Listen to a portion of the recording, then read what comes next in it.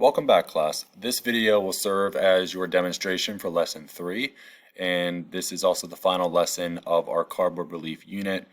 So let's get right to it. Alright, so for lesson 3, your learning goal is to create a higher low relief. You've already started this learning goal during the last lesson where you started to cut, measure, paste, and assemble your relief. Now we just basically need to finish doing that, and the last phase will basically be to add color to it. So let's get to that real quick. Alright, so the main thing you want to do is work on completing your final relief in full color with the pastels. You're not just coloring one thing, you're not just coloring one section, and you're not submitting it just uncolored. Please make sure you're coloring everything, just like that first image you saw with the elephant in the forest, or even like the how to construct a cardboard relief video with that cabin in the woods. You want it to be in full color. And also remember those examples I showed you of past student assignments. Just make sure it is in full color because that will greatly affect your grade if it is not. So at this point you should be either, hopefully most of the way done, if not at least halfway done, the cardboard relief.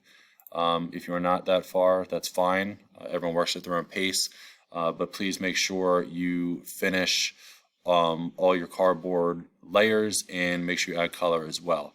Now, an important note to add, if you can follow my cursor here, it says to color each layer of cardboard before you glue it. I would highly advise doing that. If you've already glued it and you're throwing your hands up in the air like, oh my gosh, I already glued it, it's really okay. It's just easier to color it first and then glue it. But if you've already glued it, just color it in as you can. You may not be able to get the sides, like underneath the sides, things like that, but it's not going to affect your grade, I promise you.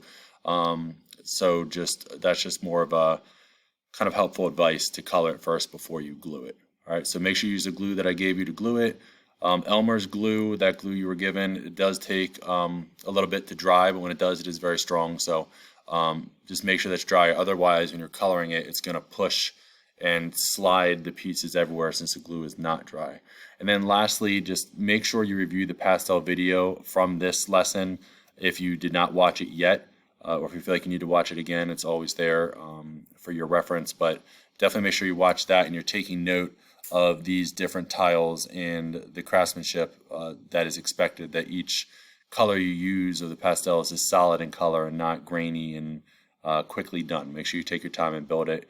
You will have some spots of cardboard poking through, and that's fine. It is very easy to pick out the students who did it quickly and who took their time. But sometimes, no matter how much you try with the pastel, some of the cardboard will show through, and that's okay. Please don't panic. As always, I always look for your best effort. But that's it. That should conclude the lesson 3. Just make sure you finish coloring it and then submit it to me in the final project assignment, actually, which is right here.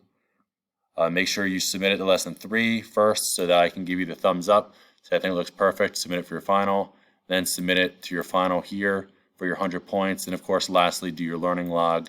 And before doing your learning log, I'd review the vocabulary from the vocabulary videos and even the essential question to make sure that you answer that as thoroughly and accurately as possible. All right, guys, I'm really excited to see what you've been working on, to see everything come together. And please let me know if you have any questions. Otherwise, I will see you for unit number 4. And again, I look forward to grading your projects. All right, bye, guys.